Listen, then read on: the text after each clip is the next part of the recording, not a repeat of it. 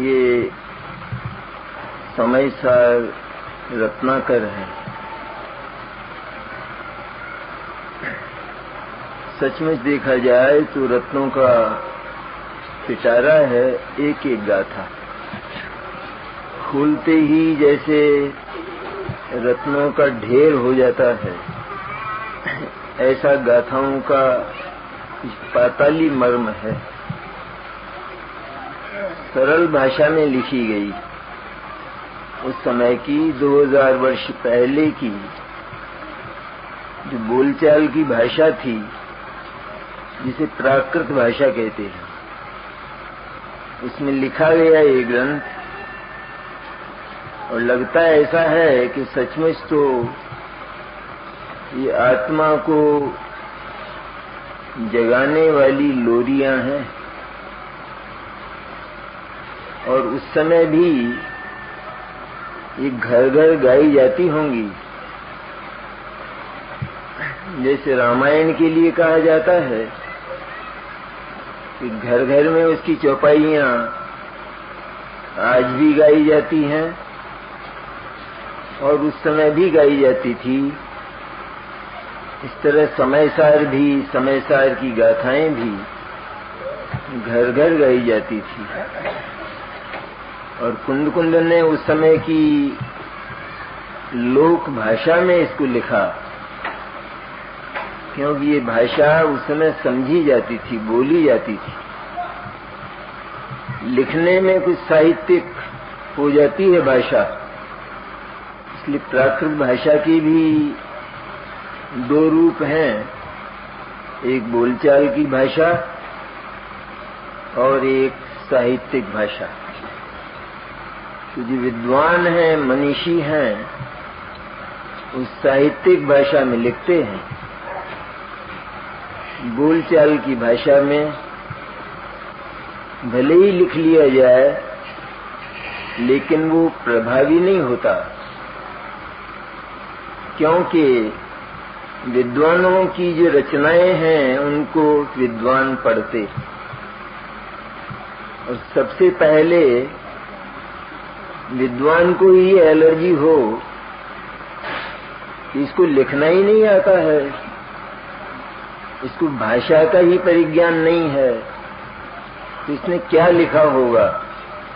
इस तरह वो उस ग्रंथ को, उस रचना को धर देता है।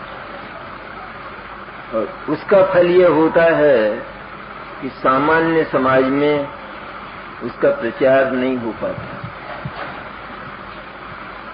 इसलिए कभी कभी हमारे मन में ये आता है कि आचार्यों ने इतना कठिन क्यों लिखा, कठिन भाषा का प्रयोग क्यों किया। इसलिए किया कि उसको समझने वाले विद्वान होते हैं और उनके द्वारा वह बात सामान्य जनता तक पहुंच जाती है। हर कोई विद्वान नहीं होता। तो ये तो कुंद कुंद की महिमा हम भाषा की ओर से भी करते हैं कि जो भाषा आसानी से समझी जा सकती थी, उस भाषा में 2000 वर्ष पहले ये रत्न उन्होंने बरसाए। रत्नाकर ही है समय सार। सचमुच एक गाथा को यदि जीवन भर भी पढ़ा जाए तो उसका पाताल, उसकी गहराई इतनी है कि हम भीतर पहुंचते ही जाते हैं, उसकी था नहीं ले पाते। और टीका में तो फिर आचार्य ने गजब ही किया है, केवल गाथाएं रह जाती। और टीका आचार्य देव श्री अमृतचंद्र और जयसेनाचार्य की टीका यदि हमारे सामने न होती, समय सार को समझने की ताकत हमारी नहीं, आचार्यों की भी नहीं होती।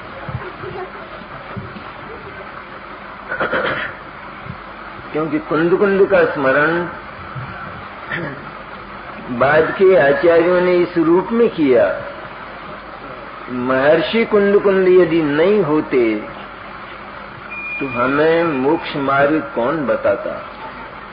इससे अधिक उपकार बुद्धि क्या हो सकती है? उपकार बुद्धि की ये जो विनम्रता है, ये पहली भूमिका है कि जिसमें तत्वज्ञान सुना जा सकता है। किसी अहम को लेकर, ज्ञान के अहम को लेकर, जगत के वैभव के अहम को लेकर अथवा उदयाधीन होकर समय सार अथवा चैतन्य की चर्चा नहीं सुनी जा सकती। यदि हम सुनते भी हों तो वह ऊपर से निकल जाती। हमारा जो प्रश्न है, शिकायत है एक, हम सुनते हैं, समझ में भी आती है बात, लेकिन बात भीतर क्यों नहीं उतरती है? ऐसा एक प्रश्न सबके मन में। कहना चाहिए कि ये सबके जीवन की समस्या है, और ये समस्या इस युग में तो गुरुदेव ने खड़ी की है, क्योंकि पहले तो चर्चा ही नहीं थी इस बात की। सचमुच तो अध्यात्म का लोप हो चुका था, चर्चा करने वाला ही नहीं था कि आत्मा शुद्ध होता है और वह वर्तमान में शुद्ध है।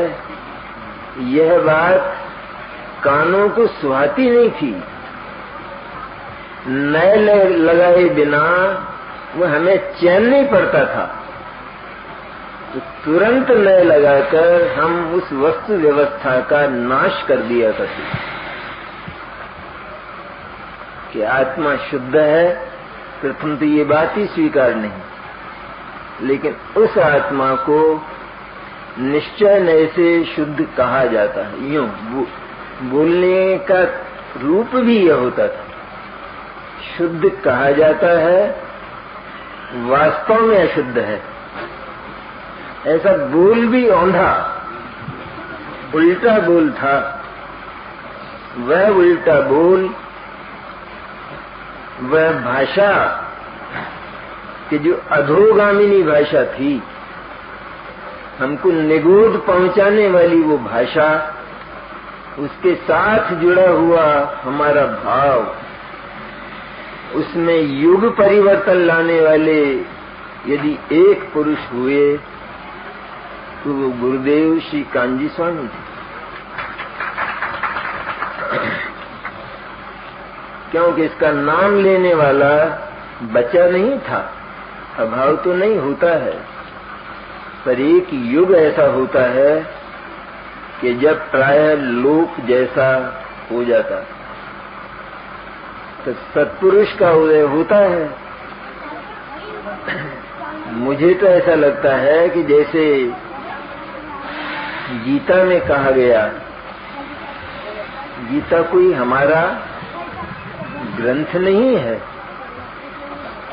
फिर भी उसमें कहा गया कि जब जब धर्म की हानि होती है तब तब मैं अवतार लेता हूं। तो क्या गुरुदेव का उदय इस रूप में नहीं हुआ कि जब धर्म की मोनोपोली रखने वाले जो दिगंबर थे, दिगंबर समाज था, उनको आत्मा की यथार्थ बात सुहाती नहीं थी, सत्य नहीं लगती थी, और उनको उसमें अनेकांत का लोप लगता था। एकांत की दुर्गंध आती थी। उस सुगंध में आत्मा शुद्ध है, ये तो एक सुगंधित वातावरण की बात है। आत्मा का वायुमंडल ही परिशुद्ध है, उसमें कभी रागद्वेष की दुर्गंध अथवा जगत के किसी अचेतन पदार्थ का प्रवेश वो हुआ ही नहीं है, निषिद्ध है वो। ये कोई आदेश नहीं है तीर्थंकरों का, लेकिन ये कुदरत की व्यवस्था है। कुदरत की व्यवस्था का कौन उल्लंघन करेगा? सच्चाई तो यह है कि किसी के साम्राज्य में, किसी की टेरिटरी में कोई दूसरा अधिकार पूर्वक प्रवेश क्यों करे? यदि करेगा तो महायुद्ध होगा, लेकिन अधिकार नहीं हो सकेगा। कुदरत का ये नियम जैन दर्शन का बनाया हुआ नहीं, पर जैन दर्शन ने तो इस कुदरत के रहस्य खोले। जब जगत का हर पदार्थ ऐसा है, परमेश्वर है, परमेश्वरी सत्ता है, अचेतन परमाणु भी, उस अचेतन परमाणु को भी किसी ने बनाया नहीं, और उसकी जो व्यवस्था है, सत्ता की व्यवस्था, वो तो किसी के अधिकार में है ही नहीं, वो तो कृत्रिम है, लेकिन उसकी पर्याय व्यवस्था पर भी किसी का अधिकार नहीं है। हर व्यवस्था उस पदार्थ के पास है। कुंद ने ये रहस्य खोले। इसकी चर्चा प्रारंभ में हमने की थी, पर अभी हमारी जो चर्चा है वो एक शिकायत की। हम जो शिकायत करते हैं कि बात समझ में आने पर भी समझ में क्यों नहीं आती,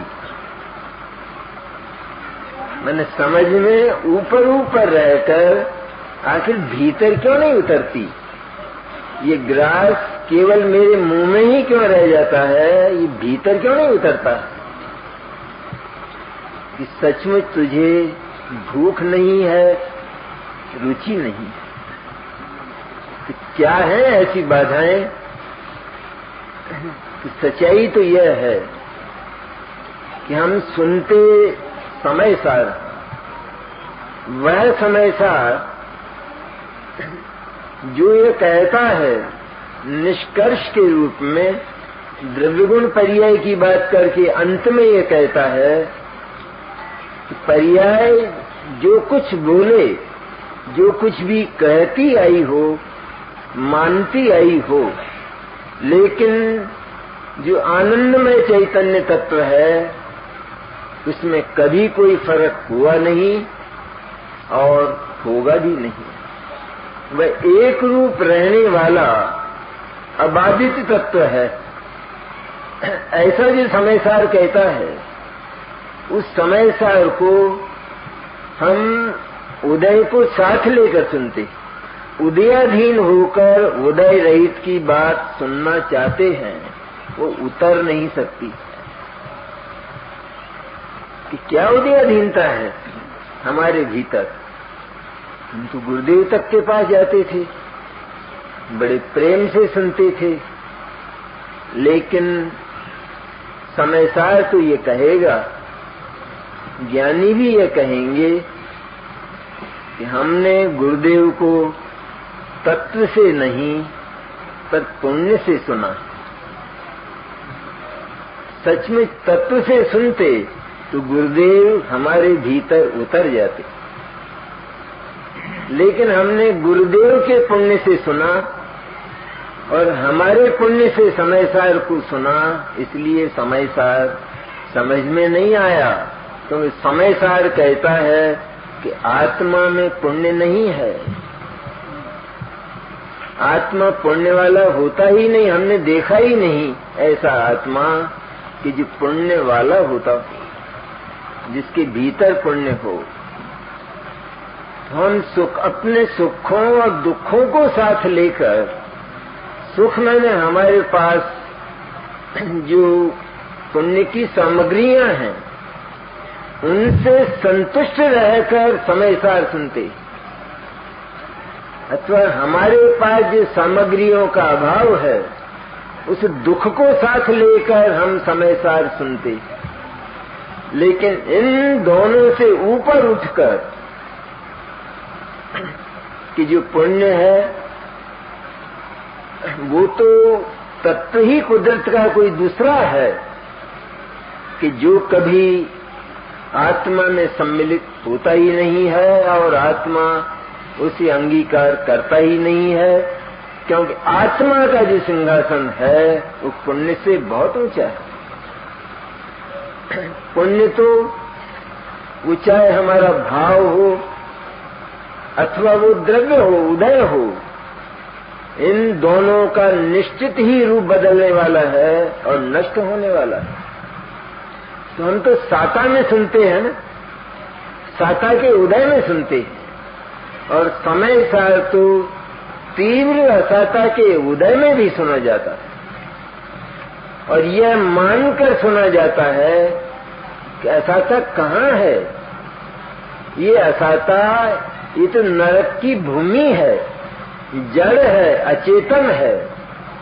ये असाता चैतन्य का स्पर्श नहीं करती, तो वहां नरक में वो समय सार सुन रहा है।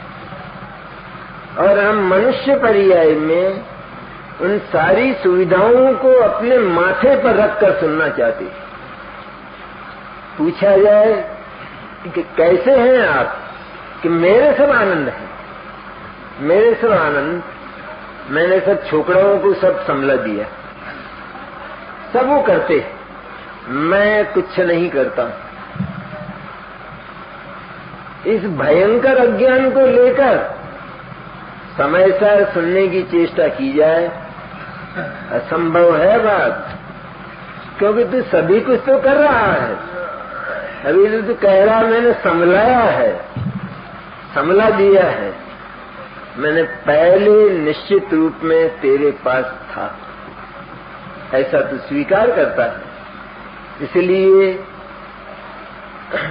उसका बोझ अपने सिर पर रखकर ये यदि सुना जाएगा तो भीतर उतरेगा नहीं। हम साता के उदय में समय सार सुनना चाहते हैं, असाता आती है तो तत्व की एक भी पंक्ति वो हमें याद नहीं आती।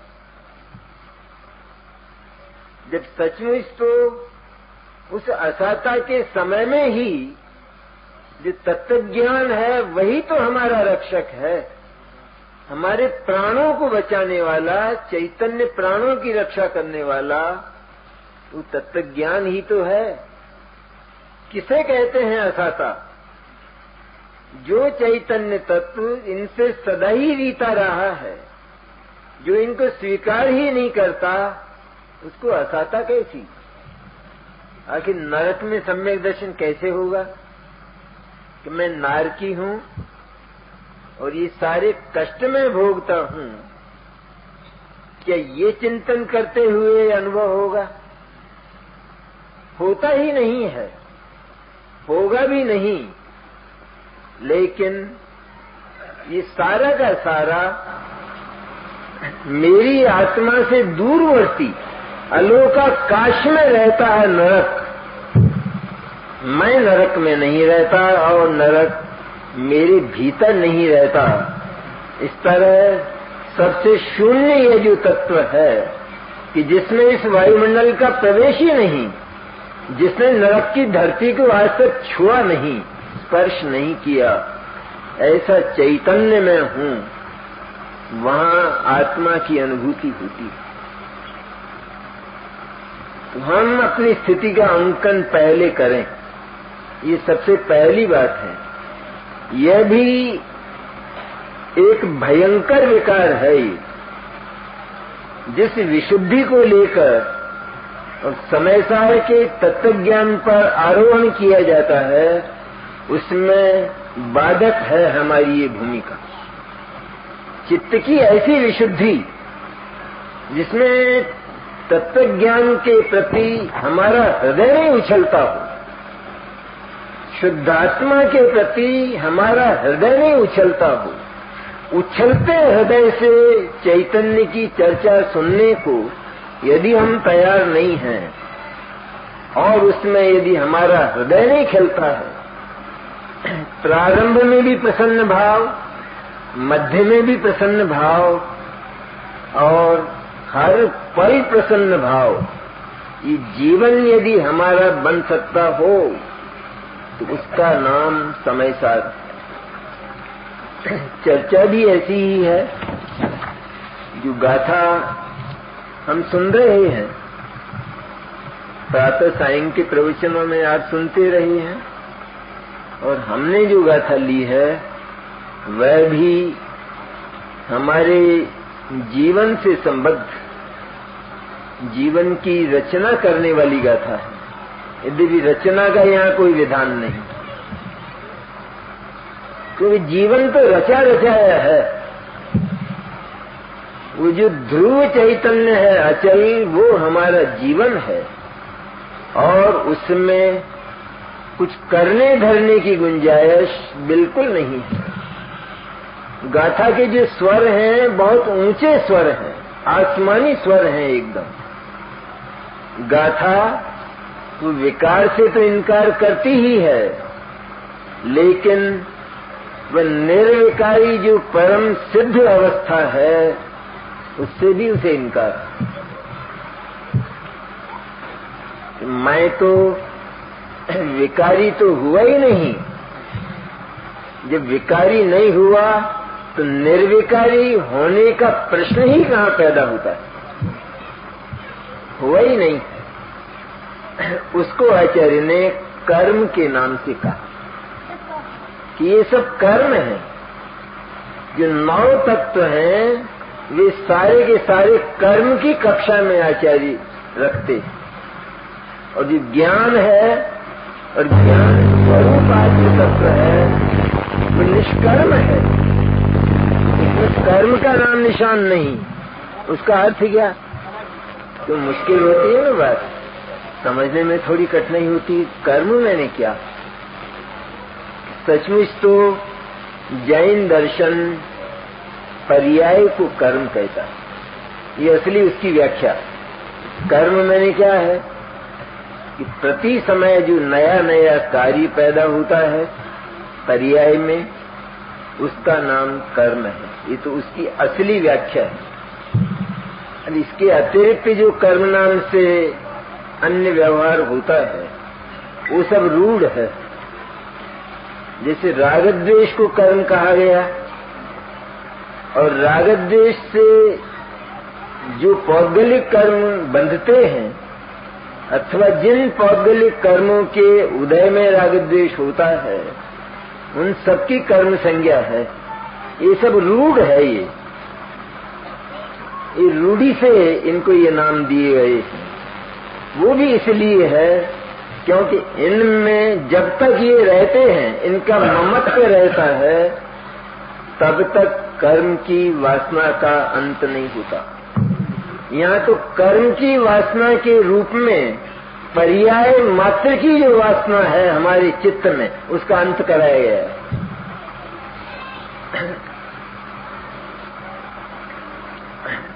बात तो कर्ता कर्म अधिकार से ही शुरू होगी, और कर्ता कर्म अधिकार के पहले कलश में ही एक महामंगलमय सूचना दी गई जो इस गाथा तक पहुंची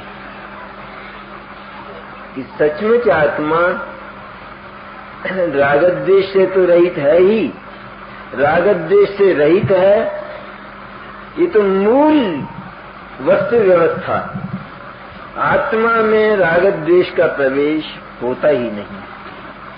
हुए हैं रागद्वेष, इससे इनकार नहीं, लेकिन उनका प्रवेश आत्मा में नहीं होता, और आत्मा कभी भी रागी द्वेषी नहीं होता। इस सारी बात जो रात को अपन ने की थी कि द्रव्य गुण पर्याय की व्यवस्था पूरी तरह पहले समझ लेना चाहिए। उसको समझे बिना ये बात समझ में नहीं आएगी, बल्कि इसमें एकांत का वो बिल्ला लगा दिया जाएगा।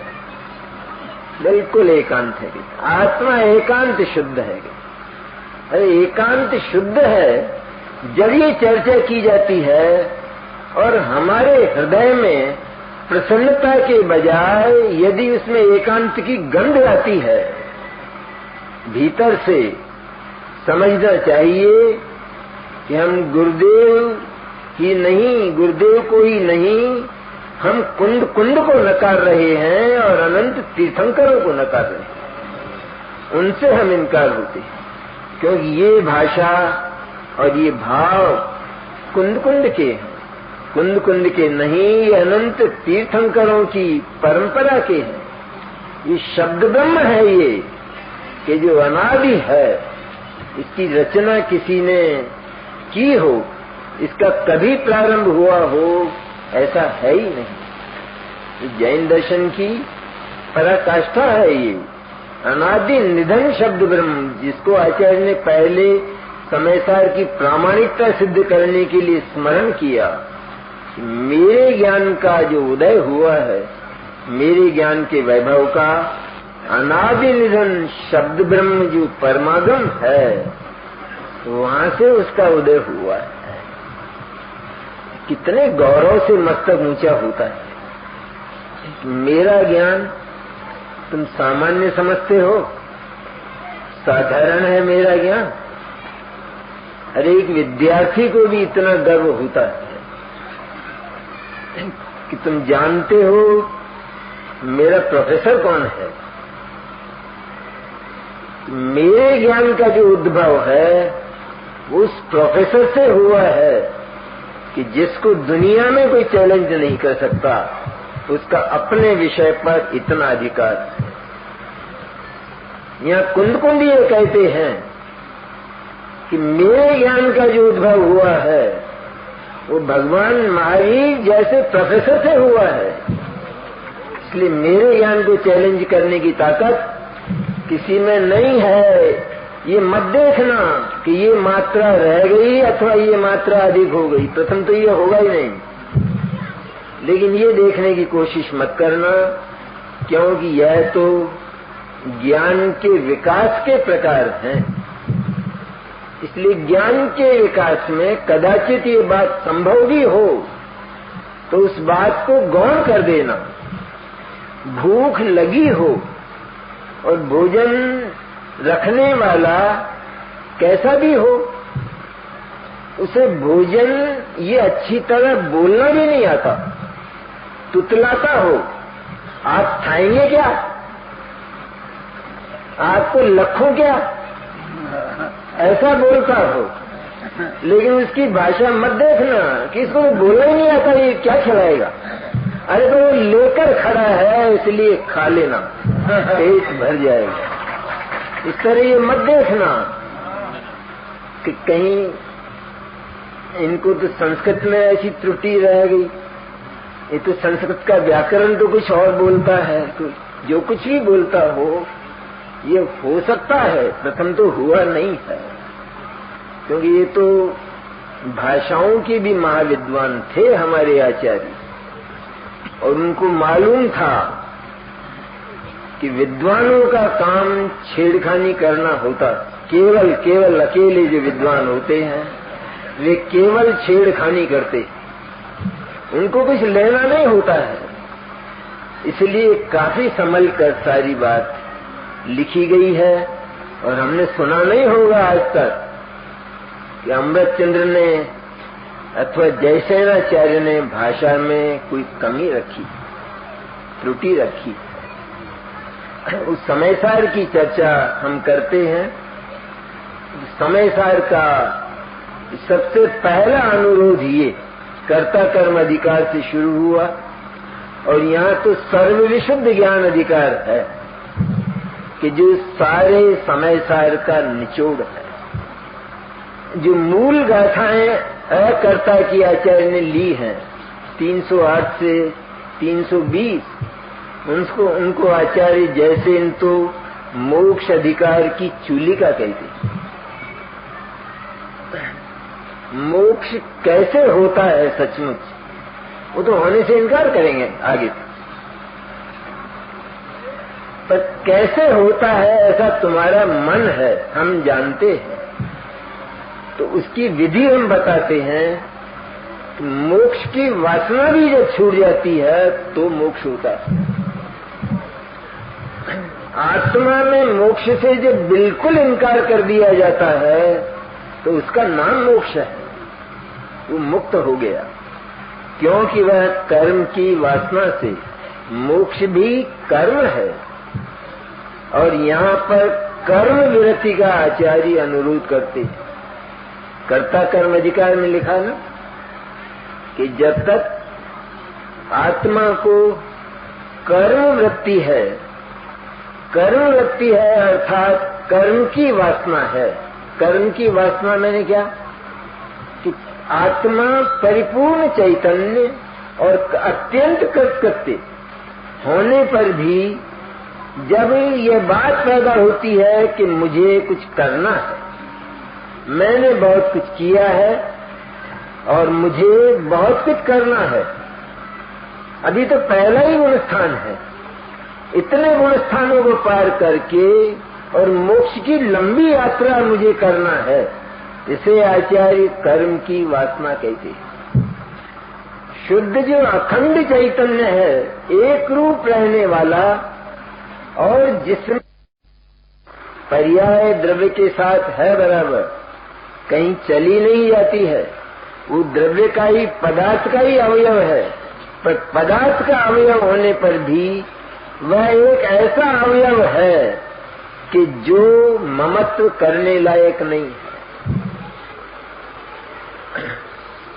लोक में भी यही होता है कि हम किसी भी कार्य का एक उद्देश्य बनाते हैं कि हमें जीवन में यह काम करना, ये हमने उद्देश्य बनाया, लेकिन उस उद्देश्य को ही यदि हम याद करते रहें, उद्देश्य में वो कर्म कि जहां तक हमें पहुंचना है उसे ही यदि हम याद करते रहें और उसको पूरा करने के जो विद्यमान साधन हैं, ध्रुव साधन हमारे पास, यदि हम उन पर स्थापित न हो और वहां से प्रयोग प्रारंभ न करें तो वो कर्म शून्य रहेगा।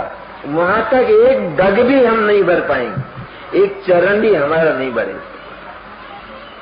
बनना है न सबको अरबपति, है भी सही अरबपति सभा में बैठे हुए, और कई बनना भी चाहते कि जिनके पास बहुत कम है, परिस्थितियां जिनकी बहुत नाजुक हैं, ऐसे लोग हैं, वे उद्देश्य बनाते हैं कि सचमुच चाहिए तो सही, बनना है हमें बनना है।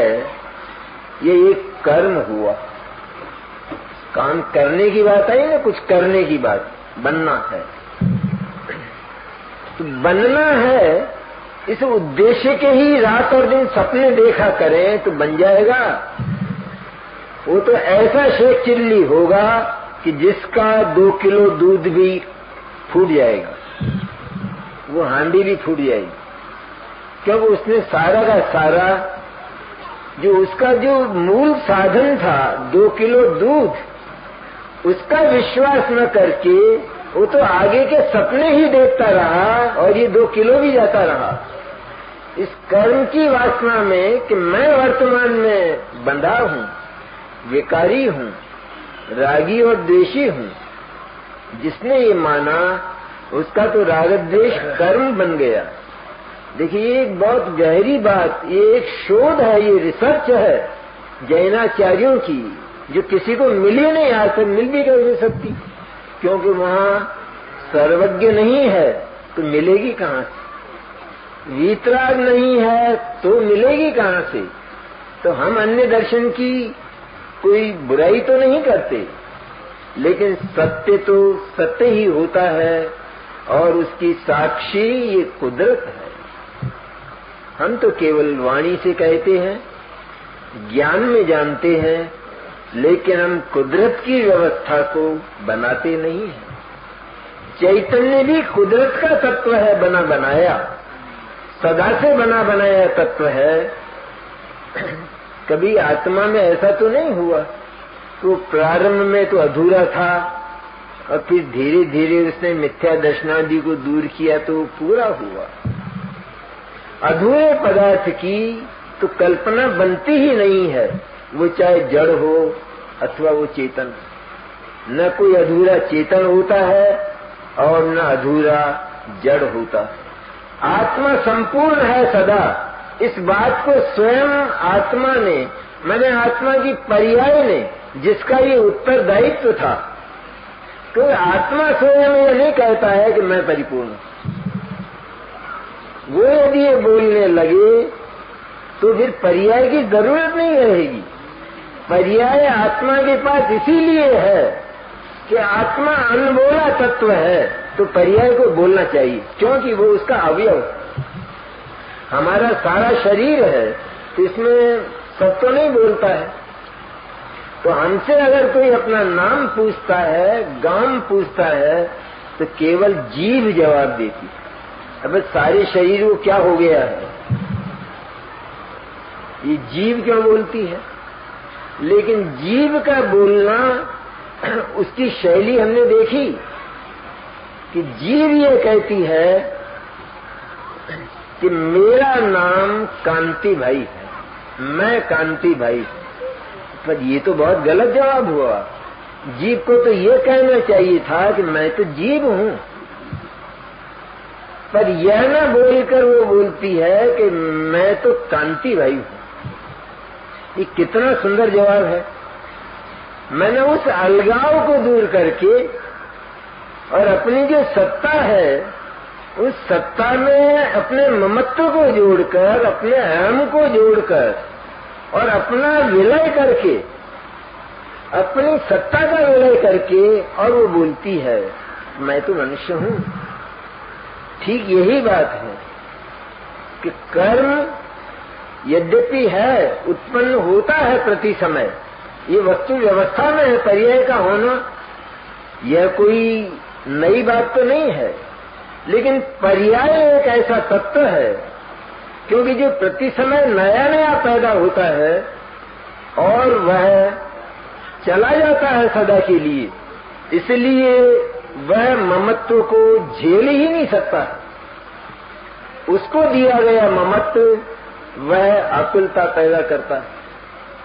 इसलिए हमारी है, ये जिद नहीं करना, यूं कहते पर्याय हमारी है, हो हमारी है, तो भी हमारा दर्शन इतना बेलिहाज कि हमारी होने पर भी हम इसको बिल्कुल पराया कर देते हैं, और उसमें यही निहाल होती है। मैं कोई निहाल नहीं होता हूं ज्ञायक, वो तो निहाल ही है सदा, लेकिन पर्याय को निहाल करने के लिए स्वयं पर्याय को कहते हैं कि तू अपना ममत्व चंबल में डाल दे, विसर्जित कर दे, क्योंकि तू ममत्व करने, इसमें पर्याय की बुराई नहीं है। बुराई कहाँ है इसमें? सचमुच तो पर्याय का स्वरूप ही ऐसा है को एक समय रहकर चली जाती है, केवल वह उस वस्तु का परिचय देती हुई इसी तरह परिणमन करती है। उसका स्वरूप ही ऐसा है। जब उसका स्वरूप ही ऐसा है और हमारा ज्ञान इस बात को जानता है कि पर्याय वो केवल एक समय रहने वाला तत्व है, यदि मैंने इसको अपनी संपूर्ण सत्ता मान लिया तो यह तो नष्ट हो जाएगी। इसका अर्थ यह है कि मैं नष्ट हो जाऊंगा, तब मेरा क्या होगा? मैं तो केवल आकुलता का ही अनंत भोग करूंगा, ये सुनिश्चित है बात। कितनी सरल है चीज। लोक में कर्म को उद्देश्य के रूप में स्थापित करके उसको भुला दिया जाता है, विस्मृत कर दिया जाता है। मुझे अरबपति बनना है, बस ये बात एक बार हो गई। यदि ये बात दिन भर चलेगी तो वो कैसे बनेगा? आखिर उसका प्रयोग प्रारंभ कहाँ से होगा? पर तेरे पास यदि आज 2 रुपया है तो वो तेरा ध्रुव धन है, तो यहाँ से प्रारंभ कर तो उस अवस्था तक पहुंच जाएगा। उसको याद करता रहेगा तो नष्ट हो जाएगा, ये भी समाप्त हो जाएगा। ये तो लौकिक बात। लोक में भी उद्देश्य बनाए जाते हैं, संस्थाएं स्थापित की जाती हैं ना, तो सबसे पहली बात होती है इस संस्था का उद्देश्य क्या है। मुमुक्ष मंडल की स्थापना हुई तो इसका उद्देश्य क्या है कि अध्यात्म का प्रचार प्रसार करना ये इसका उद्देश्य है। अब हम ये करते रहे, हमारा उद्देश्य अध्यात्म का प्रचार प्रसार करना है। हो गया? हो जाएगा कि नहीं होगा? इसलिए उद्देश्य दोहराए नहीं जाते। उनकी एक बार स्थापना करने के बाद उनका विस्मरण कर दो। विस्मरण कर दो मैंने वो याद नहीं है, ऐसा नहीं है, याद है, लेकिन उनको बार बार याद नहीं करना है। हम यदि उसे बार बार याद करते हैं तो हमें उसके साथ ममत्व हो गया है, और उसका ममत्व हमारा जो ध्रुव साधन है वहां से हमको दूर फेंक देता है, दूर रखता है, वंचित रखता है। यही बात इसी व्यवहार को, व्यवहार में ना ये वास्तविक व्यवहार, प्रैक्टिकल जिसको कहते हैं, कि यहाँ जितने भी नव तत्व हैं, आश्रव बंध आदि अथवा मोक्ष आदि, ये सबके सब कर्म हैं। पहले तो आचार्य राग द्वेष को कर्म कहते आए, क्योंकि उसमें करने के सिवाय कोई वृत्ति उठती ही नहीं है, करके ही उसका जन्म होता है। राग द्वेष का जन्म क्या होता है कि हम कुछ करें, यहाँ से ही तो उसका जन्म होता है। जब हम यहाँ से थोड़े हटकर और उस सत्ता को देखते हैं तो हमें ये मिलता है कि यहाँ करने नाम की बात इसके कोश में ही नहीं है। इसके कोश में तो सर्वथा अकर्तृत्व पड़ा है, अकर्ता पड़ा है, क्योंकि ये तत्व ही अकर्ता है स्वयं। इसको किसी ने बनाया नहीं और ये किसी को बनाता नहीं। मैंने इसको कोई काम बाकी हो ऐसा इसके इतिहास में ही नहीं है। आत्मा के इतिहास में कोई कर्म आत्मा को बाकी नहीं है। आत्मा ने मिथ्या दर्शन पैदा किया हो, कितने झूठ है ये बात। ये बात सत्य नहीं है। कैसे पैदा करता, उसके पास था ही नहीं, वह तो सदैव उससे शून्य था। तो फिर मोक्ष तो उत्पन्न किया जाता है, मोक्ष तो जाया जाता है कि जिसके पास जो बंधन में ही नहीं रहा वो छूटेगा कैसे, उसका मोक्ष कैसे होगा। इसलिए कर्म विरति कर्ता कर्म अधिकार में आई है, बहुत सुंदर है वो बात। वहां तो इतनी ऊंची कही है बात, लेकिन मन प्रसन्न होना चाहिए उसमें। वो कहते हैं कि जिसने वो कर्म की वासना, कर्म की आसक्ति और कर्म का ममत्व जिसने विसर्जित कर दिया तो उसको ज्ञान का भवन होता है। कर्म की वृत्ति से ज्ञान का भवन नहीं होता और ज्ञान के भवन से कर्म की वृत्ति नहीं होती। एक साथ दोनों नहीं रह सकते। हमें कर्म की वासना, कर्म की आसक्ति भी रहे और हम ज्ञान रूप ज्ञान का भवन भी करते रहें। ज्ञान का भवन मैंने क्या कि यही के पदार्थ ज्ञेय हैं और बस वे मुझे ज्ञेय के रूप में दिखाई देते रहें कि अभी तो तुझे कर्म की वासना छूटी नहीं है, क्योंकि तूने ये जगत को जानना, ये मेरे ज्ञेय हैं, ये तूने अपना देह बनाया है, इसलिए चैतन्य का स्पर्श होगा ही नहीं। इसलिए ये भी वासना है कर्म की कि ये मेरे ज्ञेय हैं। कहा तो है जिनवाणी में, लेकिन जिनवाणी के मर्म वो तो केवल मर्मी जनों के पास, ज्ञानियों के पास ही जाते। जिनवाणी में हजारों बार, लाखों बार ये बात आएगी, मेरे चैतन्य के अतिरिक्त अन्य मेरे सब ज्ञेय हैं। लेकिन अभी ठहरो, अभी कौमा है, फुल स्टॉप नहीं है। ये मेरे ज्ञेय हैं, इस बात से आचार्य आगे जाकर इनकार हो जाएगा। क्योंकि जिसने इस चैतन्य को देखे बिना, तो चैतन्य का कोई ज्ञेय होता है? आत्मा, कोई ऐसा आत्मा है जगत में कि जिसका कोई ज्ञेय हो? तब तो फिर वो अकेला नहीं रहा आत्मा। अभी तो उसके बहुत सारे गेय हैं। ये मेरा गेय है, क्या इसमें मिथ्या दर्शन नहीं छिपा है कि यही तो एकांत करते हो आप? ये मिथ्या दर्शन है। जिनवाणी कहती है कि सारा विश्व गेय है, केवली का गेय है, लेकिन ऐसा है नहीं सचमुच। वो किसी और एंगल से वो बात कही गई कि जो पर पदार्थ के साथ हमारा जो ममत्व वर्तता था, उस ममत्व से दूर करने के लिए और ये मनवाने के लिए कि हमारी पर्याय में ये जगत कभी आता नहीं है, कारण भी नहीं बनता है, उसे पैदा भी नहीं करता है, ये तो सदा दूर ही रहता है, ज्ञान में जानने में आ जाता है। तो इसलिए कहा गया, लेकिन सचमुच उसको ज्ञेय बनाया गया हो, इससे भी जिनवाणी इनकार करती है। इनकार नहीं हुई जिनवाणी, बंध अधिकार में नहीं आया। बंध अधिकार कहता है ना कि जहां मैं किसी को पीड़ा देता हूं, किसी की रक्षा करता हूं, ये बात तो कोई करने की ही नहीं, क्योंकि ऐसी घटना आज तक घटी नहीं।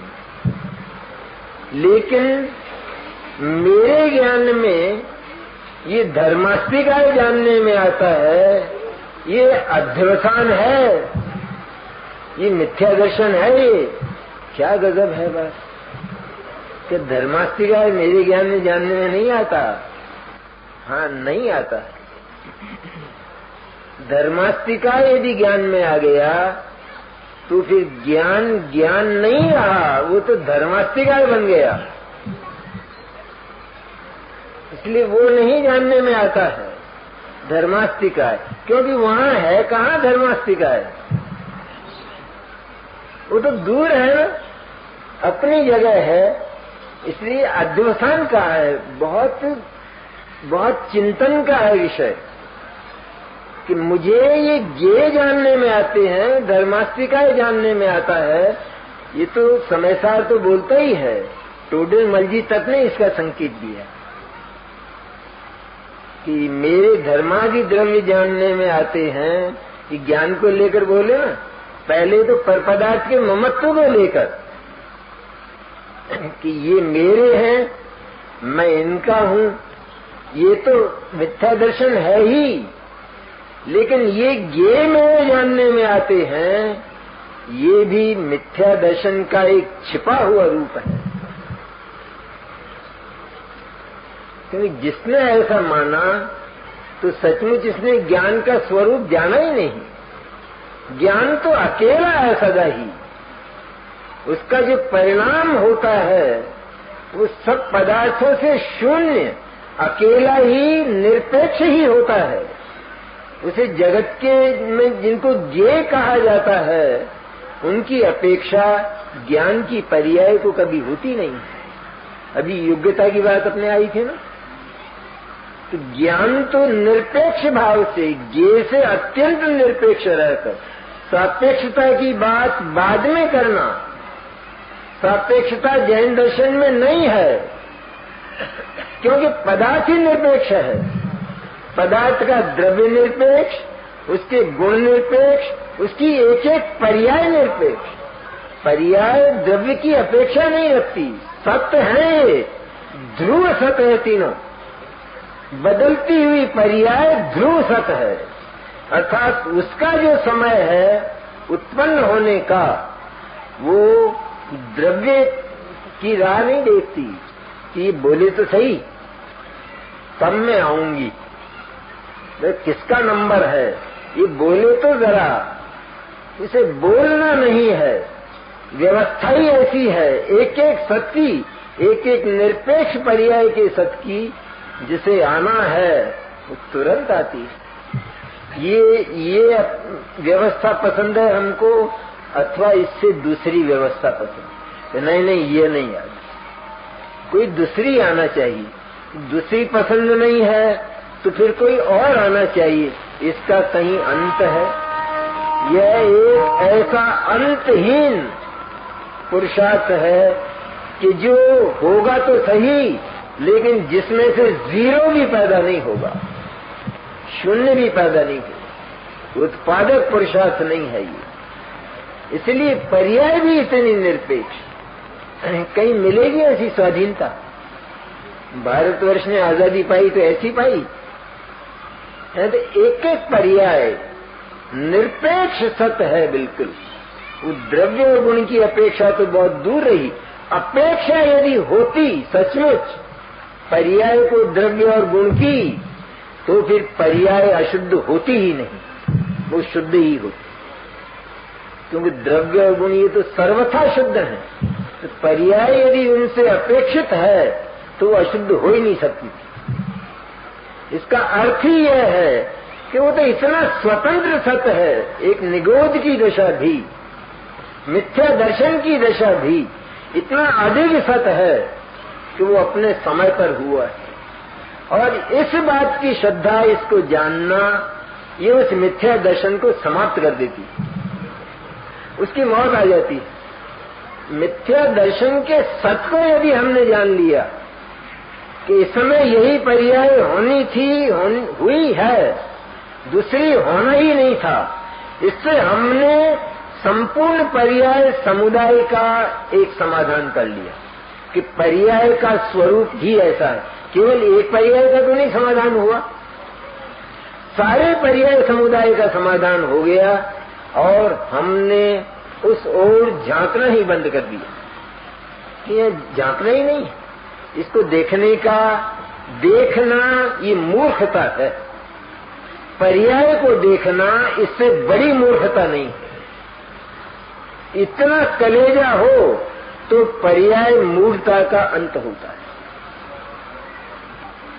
क्रमबद्ध पर्याय जिसे हम समझते हैं कि जिसमें अत्यंत निरपेक्ष सत्य की बात की जाती है, तो उस क्रमबद्ध पर्याय को समझ लेने पर फल क्या होता है कि क्रमबद्ध पर्याय की श्रद्धा भी समाप्त हो जाती है, तब चैतन्य का उदय होता है। क्योंकि आखिर क्रमबद्ध पर्याय भी तो क्रमबद्ध की ही पर्याय की परिधि है, तो पर्याय की थोड़ी भी वासना और ममत्व रहता है तो अंत होता ही नहीं है संसार का और मिथ्या दर्शन का। इसलिए क्रमबद्ध पर्याय की श्रद्धा का भी अंत होना, मैंने क्या है, क्या होता तो है, जो समय पर होना है वो होता है। कहते यहाँ भी पूर्ण विराम नहीं है, तुम यहीं रह जाओगे तो फिर जो अनहोना तत्व है वहां पहुंच ही नहीं पाएंगे। सदा चिंता बनी कि होता तो है, होता जरूर है, अरे होना ही तो चिंता है। हमें चिंता आज तक किस बात की? इस सारी सभा है, अपनी सच्चाई से हमसे पूछे, अपने आप से, हमें चिंता किस बात की? केवल होने की तो चिंता है कि न मालूम क्या क्या तो हुआ है, नर्क और निगूढ़, 18 बार जन्म और मरण, और आगे अभी न मालूम क्या होना है। इसी की तो है, यही तो चिंता के पर्वत हमारे सिर पर हमेशा टूटा करते हैं, और एक क्षण को भी निराकुलता नहीं मिलती। अब यहाँ से क्रमबद्ध पर्याय को जानकर हम तो क्रमबद्ध पर्याय से उड़े ही गए, हमें उसे देखना ही नहीं रहा क्रमबद्ध को भी कि कुछ होता है, कि होता है वो जहाँ होता है वहाँ होता होगा, लेकिन मेरे में कुछ नहीं हुआ है और होना भी नहीं है। इसका नाम है क्रमबद्ध। होता तो है, होता तो है, तो फिर ये हार्ट फेल भी होता है। क्यों? होने में तो हार्ट फेल होना ही है निश्चित रूप में। ये इसको कर्म की वासना कहते हैं। सचमुच क्रमबद्ध पर्याय की श्रद्धा कहलाती है ना, तो पर्याय की श्रद्धा करने लायक होती है। अरे जिसमें आगम पद्धति से वर्णन किया गया प्रवचन सार जैसा ग्रंथ, उसमें जब ज्ञेय अधिकार प्रारंभ होता है, उसमें सबसे पहले वस्तु व्यवस्था बताई, गाथा में बताई ना, अथो खलु दव्व मवो दव्वाणी गुण पगाणी भणी दाणी तेहिम पुन पज्जाया पज्ज मूढ़ाई पर समया। क्या गजब है बात। आचार्य उस चैतन्य को एक समय के लिए नहीं छोड़ना चाहते। सारी वस्तु व्यवस्था बताते आचार्य क्या कहते हैं कि जो पदार्थ है वह द्रव्यमय होता है। पदार्थ का एक हिस्सा तो द्रव्य होता है। जो द्रव्य है वो गुणात्मक होता है। अनंत गुण उसके आश्रित रहते हैं, उसमें एक में एक होकर रहते और उन गुणों से पर्याय होती हैं। यहाँ तक तो वस्तु व्यवस्था जो कहीं नहीं है। ये द्रव्य गुण पर्याय की बात कहीं मिलेगी नहीं सुनने को। ये तो जैन दर्शन की इस बात पर भी हम विचार करें तो हमारा मस्तक ऊंचा हो जाए। गर्व से और गौरव से ऐसा दर्शन हमें मिला है। एक बार इसका घमंड तो आवे, इसका ये अभिमान नहीं आता है। अरे ये मिला है, ये मिला है तो ये कोई सामान्य बात है। अशर्फियां मिले, मोहरे मिले, रत्न मिले, जो कुछ मिले उनसे तो माथा ऊंचा होता है।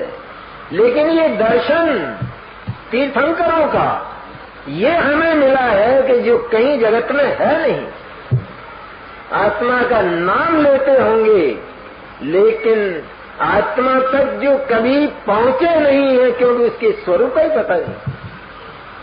स्वरूप ही जहाँ पर नहीं बताया जा सकता कौन बताएगा। ऐसे दर्शन को हमने पाया और हमारा मस्तक ऊंचा नहीं हुआ, प्रसन्नता नहीं आई तो समय सार नहीं समझा जा सकेगा। इसलिए सबसे पहले ये दर्शन बताता है। समंत वदन ने भी ये कहा कि भगवान मैं आपको चाक चिक्के से प्रणाम नहीं करता। ये तो बहुत देखा है मैं। ये तो स्वर्ग के देवों के पास ही बहुत होती हैं ऐसी विधियां। तो मैं तो आपको यदि प्रणाम करता हूं तो केवल एक बात पर कि आपने वस्तु को उत्पाद व द्रव्य स्वरूप बताया और ये किसी ने नहीं बताया। ये कैसे हो सकता है? क्योंकि सारी दुनिया के सामने ये कहा जाए कि पदार्थ जिंदा रहकर मरता है, प्रति समय जिंदा भी रहता है और उसी समय मरता भी है।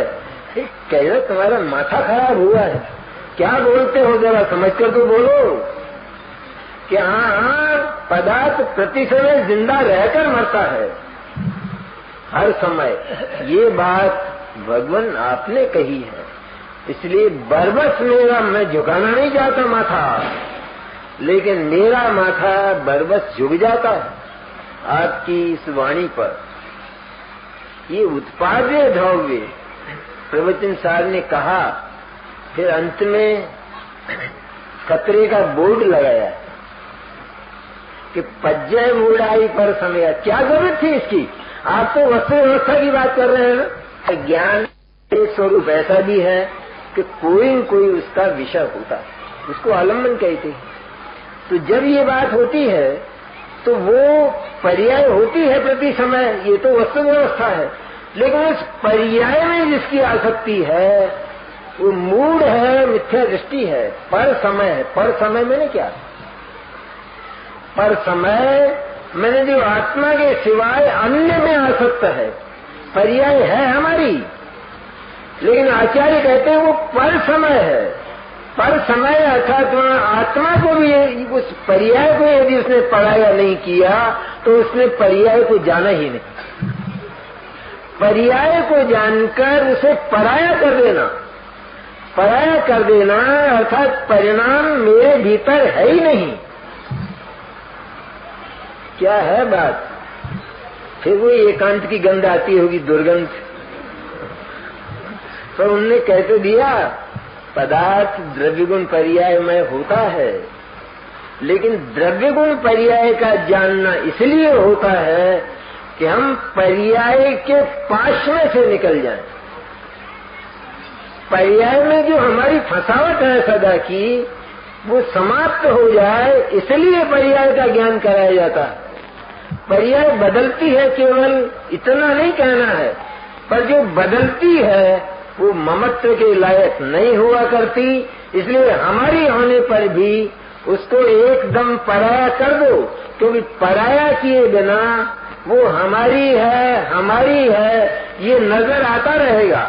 ये भीतर ये मन इसी में चिंतन करता रहेगा, तो हमारी है ऐसा जब तक हम करते रहेंगे पर्याय की आसक्ति कैसे टूटेगी?